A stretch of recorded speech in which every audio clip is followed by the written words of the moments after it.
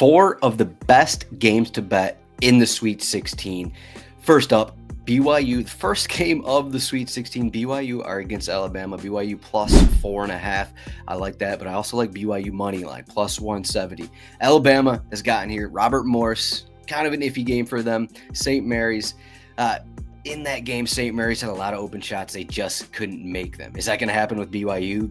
Maybe the most efficient offense left in this tournament. BYU has been awesome in their couple games. And when you look at these two teams, it's going to be a lot of scoring. When there's a lot of scoring, anything can happen. This is a make shots game. If you don't know what a make shots game is, this is what we get in the NCAA tournament. If you get one team making more shots than the other team, they're going to win. And I think BYU is going to make more shots than Alabama. Mark Sears hasn't been at the level as he was last season. Grant Nelson, how healthy is he? Either way, I like BYU. Just take advantage of this. Alabama's going to run no matter what, and I think that's going to play into BYU's efficient offense. They're going to hit threes. They're going to get to the bucket. I like their overall size, length on the perimeter. I think Igor Demon, projected lottery pick in the upcoming NBA draft, 6'9" freshman point guard, is going to be a problem for Alabama to guard no matter who they put on him. But I like BYU money line in that one. Later in the day, also at that site, Duke are against Arizona. This is a bigger line here. Minus 9.5 is pretty sizable when we get to this round in the Sweet 16. But these teams played earlier this season, 69-55. Duke's defense just kind of clamped down in Arizona. It was a long time ago. This was back in November. But when you look at these two teams, Caleb Love has had a lot of success. He's the Duke killer from his UNC days. People will look at that and probably blindly bet Arizona to some extent. But if you look at Caleb Love's success, at least in recent games, even throughout the season, when he plays against smaller guards, he has success. Oregon, small guards. Akron, smaller guards. He's been good in these two games. But you go against Duke, Duke's advantage over most teams in the country. They got size across the board. Tyrese Proctor's 6'6". They got guards that are 6'5", 6'6". They got Cooper Flagg, who does a little bit of everything.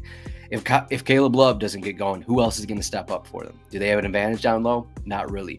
Duke's defense, I think, is going to clamp down again on this Arizona team that they still want to run, but I don't think that's going to play into their hand. So Duke, get them double-digit win here, minus 9.5. Next game, we're going on to Friday. Michigan State against Ole Miss is the first game on Friday. And you look at this game, it opened -4 from Michigan State. I'm talking Monday afternoon. This game is now down to Michigan State -2.5. The Sharps are on Ole Miss. I think a lot of that is just recent bias here. Look at these two teams. Ole Miss dominated their first two games. They came out rolling. Their three-point shooting is almost at 50% through two games, which doesn't line up with how they've actually shot the ball this season. Michigan State kind of struggled a little bit in both the first halves of their games. So a lot of bettors, professional bettors, they look at that. Okay, Michigan State probably going to struggle in the first half again, probably going to be at a deficit. So let's just bet Ole Miss here. And maybe Michigan State doesn't make a run in the second half kind of thing.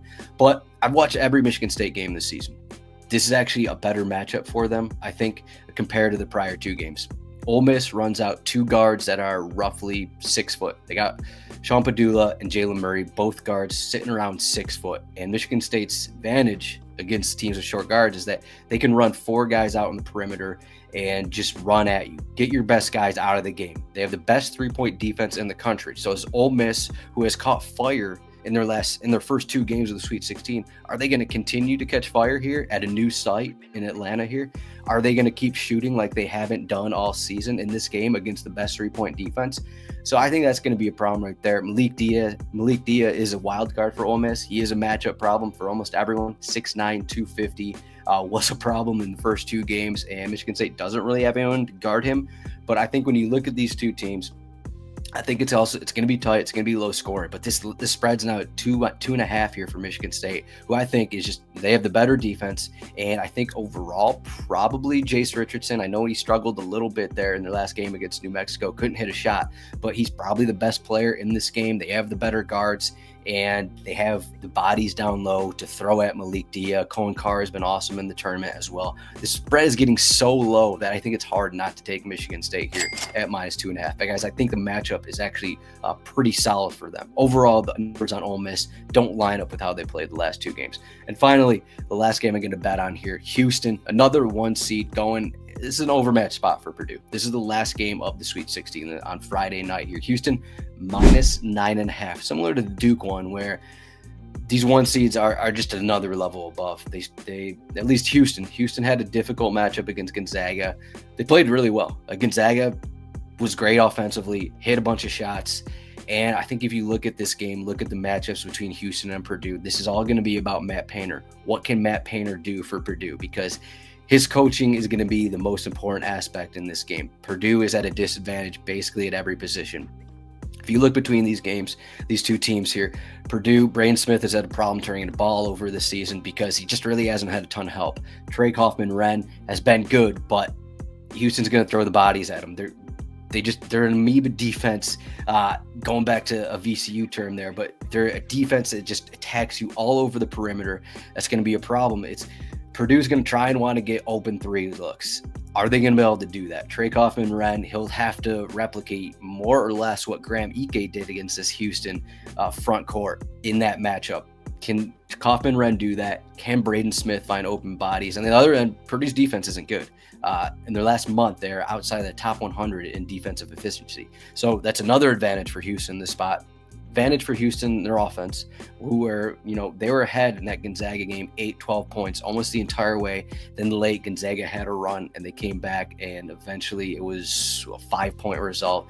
Houston covered at 4.5, didn't cover at 5.5, depending how you look at it. But I think it's just a better matchup here. Purdue is really limited in who can actually score outside of Kaufman-Renn and Braden Smith. And even then, I think Braden Smith is going to have trouble in this game. He's a smaller guard. He's turning the ball over a lot. Houston forced turnovers. They're going to throw a bunch of guys at him. If he isn't hitting shots, it's going to be up to Kaufman-Renn. At that point, Kaufman-Renn can't shoot threes. He can't stretch the defense, kind of like Graham Ike did in that game. And if that's not happening, who's going to actually score for Purdue? Fletcher Lawyer always struggles against bigger teams and good defenses that play tight. So I think this is another double-digit win for a 1 seed. Those are the best bets for the Sweet 16. You can check out more RotoWire content, rotowire.com/cbasketball. We have everything region by region preview going into the Sweet 16. We'll have DFS stuff. We'll have more betting articles up as well. And we'll have more videos throughout the week on our YouTube, youtube.com/@RotoWire Fantasy Basketball. Thank you for listening and good luck with your bets.